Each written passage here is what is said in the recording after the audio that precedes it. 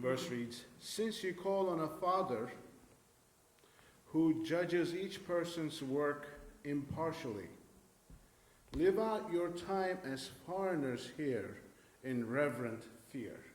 Last week we looked at the concept of fear of the Lord, reverent fear, what it meant. Today, I would like us to look at the concept of being a foreigner. Most of you can relate to that concept. I can relate to that concept too. Because most of us here in this congregation didn't start out in this country. At some point we were foreigners in this country. I would like to look at that concept because it is spoken of so much in the scriptures. It is such a big part of who a believer needs to be. The different translations of the same word is reside as aliens, strangers, exiles, temporary residents, refugees, sojourners, those away from their homes, pilgrims, living as foreigners, those who have settled down alongside a pagan population. These all have the same explanation of the same word. Those temporary residing abroad. That's the newest one. Now, Peter is telling us that because you call on God the Father as your Father, who will judge everybody's work, live your life here on earth as foreigners, as strangers. Now, has there ever been a time in your life after you're saved, you were in an environment or in a situation, you just got a hold of yourself for a second, within you, you thought, what am I doing here? Within that situation. Did you ever feel that way? Did you ever say, I don't belong here? This is not where I belong. There's a song like that. This is not where I belong. This is not for me. This is not home for me. Well, that is from God. That's the Holy Spirit telling you, no, you don't belong here. And that's the inner witness that we call, that the Bible speaks of, that inner witness of affirming that yes, you're a child of God and this is not your home. But I want us to understand that this is a big deal in the scriptures. We're just going to go do like a flyover of the Bible on this concept of being a foreigner, an alien, a stranger. We look at Abraham. He was a stranger in the land of Canaan. Do you remember? God called him and said, come out from where you live. I am going to send you somewhere else. Joseph was a stranger in the palace of Pharaoh. Moses was a stranger in the land of Egypt. Daniel was a stranger in the court of Babylon. These are all key figures. There's more, but we don't have enough time to go through every single one. But these are all key figures within the Old Testament. I'm going to come to the New Testament as well. That we're shown in typology that we are to be strangers. Those people were. And we looked at how they lived their lives and what was important to them. Psalm 39, David says, hear my prayer, O Lord. Give ear to my cry. Don't be silent at my tears, for I am a stranger, a sojourner like all my fathers. Do you see the concept? This is written by David. He lived in Israel. He was the king. He wasn't a stranger there. He was born there. But in his inner self, he knew he was a stranger. This place was not where it was all about. And not only himself, his idea of being a stranger wasn't only for himself, he knew that it was for all of his forefathers. A sojourner like all my fathers, he said. So every child of God is a stranger, is not of this world, which we will get to later. Psalm 119 says, I am a stranger in earth. Do not hide your commandments from me. You see, it is such a part of a child of God's DNA. It is such a part of who we are. If we don't get that fact, if we don't understand the fact, if we don't make peace with the fact that we are supposed to be strangers and aliens on earth, we will get into so much trouble. If you look at your life, your past life, you will see that a lot of the losses, troubles, emotional, psychological, financial troubles you got into after being a child of God was mostly because you didn't live like you were from God. You didn't live like a stranger. You didn't live like an alien. You got into all those troubles because you lived like you were from here. You were trying to fit into what this was here. You were trying to mend and melt into this world, and you were trying to come up with definitions of success that was given through the world culture. We will look into that a little later too. Hebrews says, book of Hebrews, chapter 11, by faith they lived as an alien in the land of promise. Now he's talking about, you guys know that the Hebrews chapter 11 is the famous chapter of faith. You know, he talks about all the faithful in the Old Testament, some of them I just mentioned. He says, by faith they lived as an alien in the land of the promise, as in a foreign land, dwelling in tents with Isaac and Jacob, fellow heirs to the same promise. And all these died in faith without receiving promises, but having seen them and having welcomed them from a distance, and having confessed that they were strangers and exiles on earth. Are you following what's happening here? Writer of Hebrews is saying, all these guys that had this great faith did not receive this promise. And they knew that promise was coming. The promise was Jesus that they were waiting for. Which is why it's such a big deal that we live the day that we live, because he came and we know he came. These guys hadn't seen him yet. So they lived with that promise, but while they were living, because they didn't have that promise, they lived as aliens. They lived as strangers. You see, they were waiting for a promised Messiah. They're waiting for, we're told, Abraham was waiting for a heavenly city. God promised him Canaan, but it wasn't about Canaan. It was about heaven. If we do a study of Hebrews, you will see clearly that that's the point there. And all these people lived as strangers.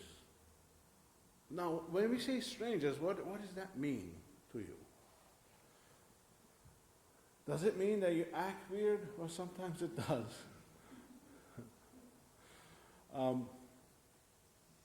But think about the times, well, this is only going to apply to, for the time being, people that have immigrated to America at some point in their time, in their life. That includes me. Think about the time when you first came to America. Even your drive from the airport to wherever you were staying, the first weeks and the first months, think about that. What were you thinking? And when you started interacting with people, Americans mostly, what did you think? There was a lot that probably didn't make sense.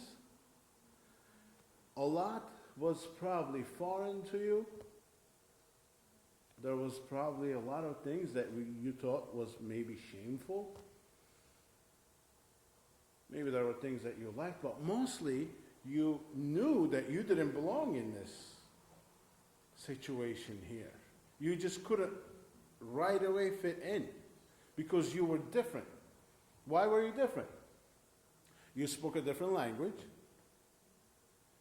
Your culture, your background was different. What does that mean? That means your values, what's important to you, is different. Well, one of the biggest differences, we spoke about this in the past, is your approach to right and wrong and what's important. For instance, we are, as Armenians, we are what they would consider we are more affected by shame, what would people say, than what's truth, what's right and wrong. There are different cultures. The Eastern cultures are mostly affected by what would people say. And Western cultures are affected by, well, this is true, so I don't care what anybody says, and this is what it is. So there's those kinds of differences, cultural differences. There is experiential differences. And you don't have anything in common with those people yet. You haven't shared anything with those people yet. So it's a different time. What they do means nothing to you because you don't share that culture. Let me give you an example from my life. Maybe I mentioned it in the past. When I first came here, 1985, I started in the middle of the 9th grade. It was around February. I didn't know much English. They sent me to high school. It's okay, I'll go. So I met with this guidance counselor. For some reason, he thought I didn't really need too many ESL classes. He just gave me one, and he said, take all the regular classes, your English is good. What do you say? And the whole concept was foreign to me. Like the school I went to in Istanbul, we would have, every grade would have their own classroom. Like if you were in the 8th grade, there was one 8th grade classroom. And every teacher with different subject, English, Armenian, art, whatever, science, math, they would come and go according to the schedule. We would stay put. We would be behind the same desk. I would have the same chair, and we wouldn't move. Over here, it was chaos. I walked in. They gave me a list. They said, okay, algebra here, English here, history here. I go, what do you mean here? It's 103, 204, 4. I'm like, what? I got to go in between classes? Yes. You see, that was fine. I didn't know that. And then, as I'm trying to get used to this going between classes and this and that, and the other thing was having lockers. We didn't have lockers. What's this? I was lucky. I met a guy my age. He was also Armenian. He was born here, but he spoke Turkish too. So he was kind of showing me the ropes. I said, what's this? Everybody gets this? He said, yeah, well, this is your combination, which is another issue. You open the lock. I go, what's this for? He goes, you put your books here when you go home. I go, how do you study if you leave your books here? What's the point? Anyway, so a few days later, I walk into school, and I didn't know what was happening. Everything was pink, red. There were paper hearts and flowers and cards all over the place. People had like red hearts and chocolates, and like, what's happening? What's this? What's this now? It meant nothing to me. But all of you know, I didn't even mention it, but you know what I'm talking about. What am I talking about? Valentine's Day, right. But you see, That's being a stranger. It means nothing to you. Because you're not sharing from that. And that's what we're called to be.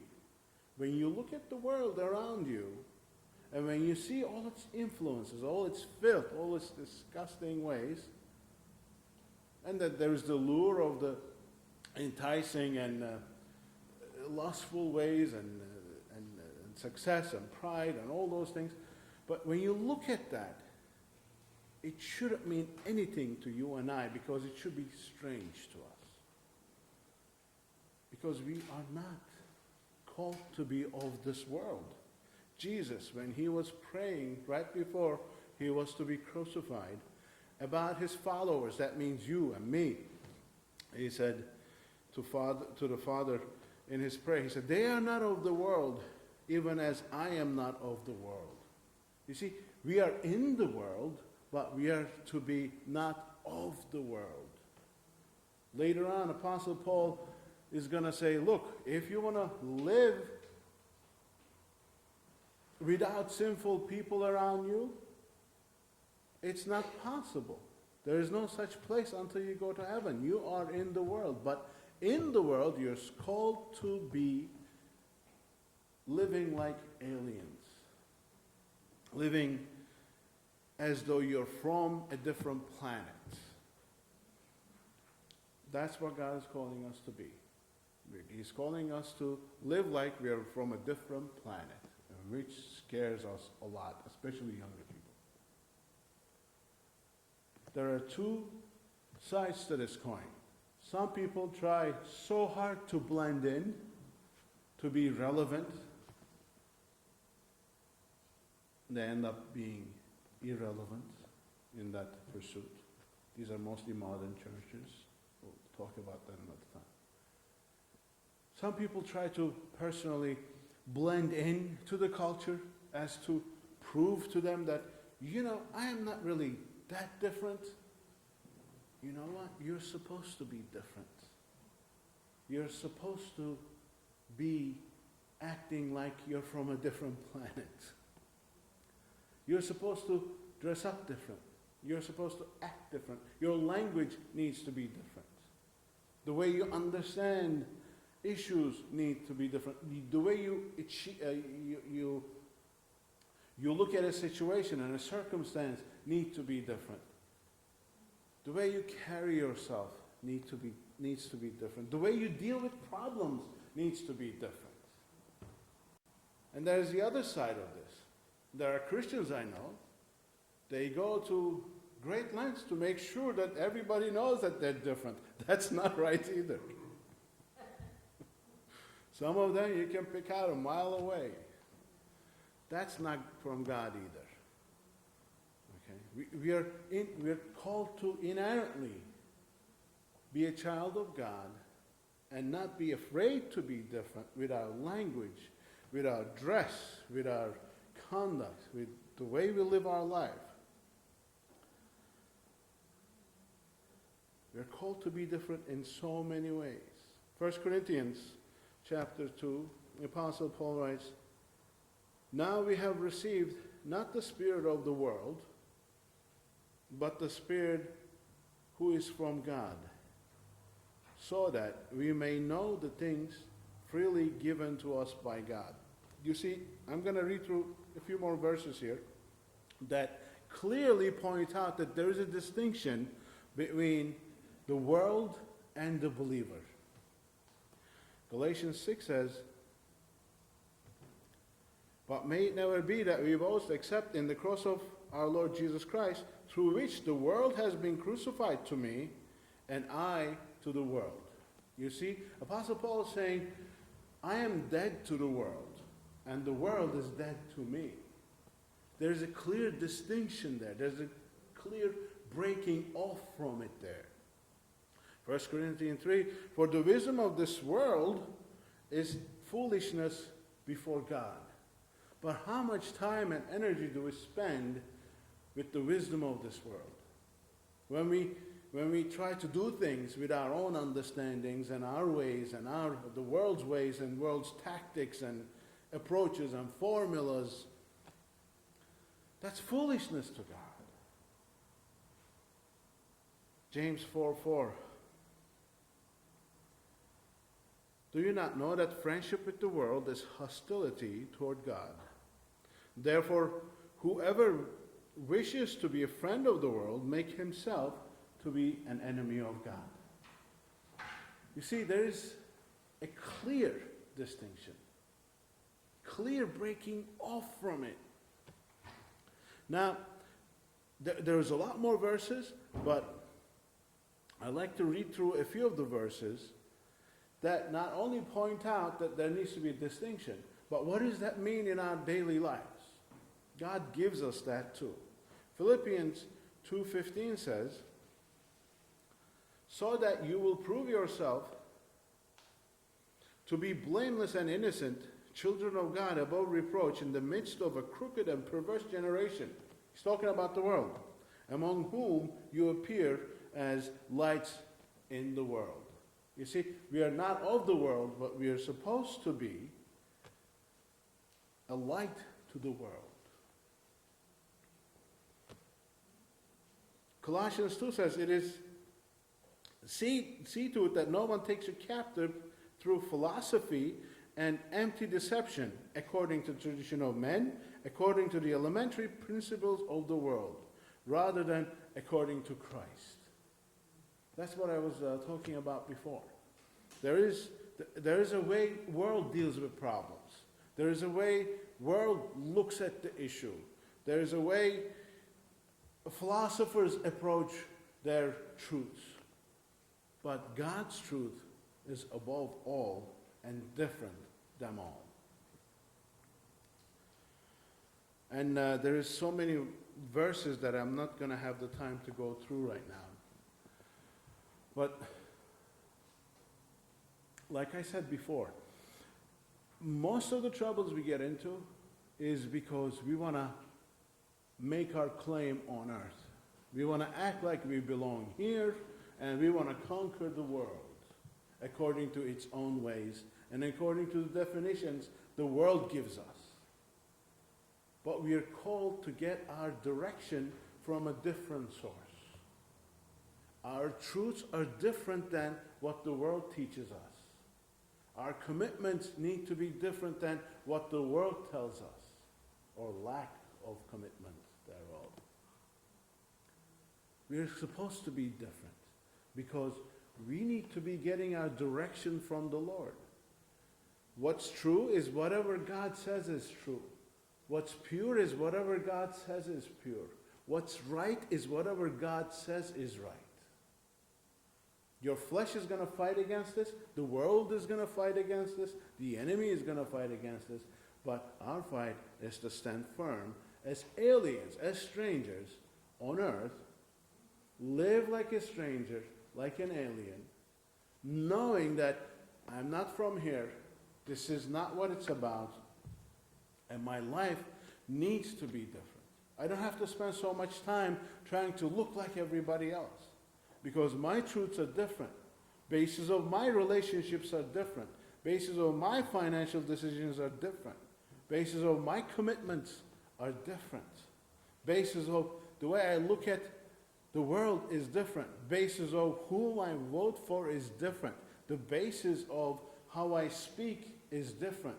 My intentions are different. My motivations are different. Or it needs to be. Remember, when you leave here, act like you're from a different planet. Okay?